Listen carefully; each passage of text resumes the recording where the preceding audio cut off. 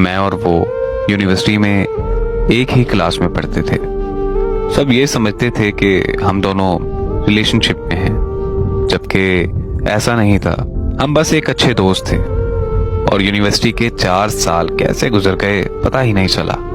University के बाद हमारी फोन पर बात होती रहती थी। वो लड़की इतनी अच्छी थी कि मुझे उससे मोहब्बत हो गई। तो मैंने एक दिन उससे पूछ लिया कि क्या वो मुझसे शादी करेगी। पहले तो वो चुप रही, फिर कुछ देर बाद वो कहने लगी कि मैं बहुत छोटी थी जब मेरे माँ बाप इस दुनिया से चले गए थे।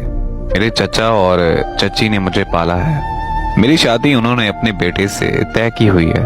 आप बहुत अच्छे इंसान हैं, लेकिन मैं आपसे शादी नहीं कर सकती। आपकी किस्मत में मुझसे अच्छी लड़की होगी। और मैं उसकी मजबूरी से समझ चुका था कि इसी वजह से मैंने उससे इस टॉपिक पे दोबारा बात नहीं की। फिर कुछ ही अरसे के बाद उसकी शादी हो गई। शादी के बाद उसने मुझसे कभी राब्ता नहीं किया।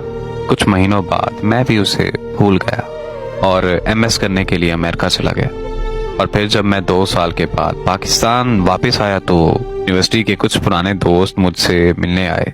उन्होंने मुझसे महविश का जिक्र किया तो मुझे उससे मिलने की चाहत होने लगी। मैं महविश के चचा के घर चला गया जहां वो रहा करती थी।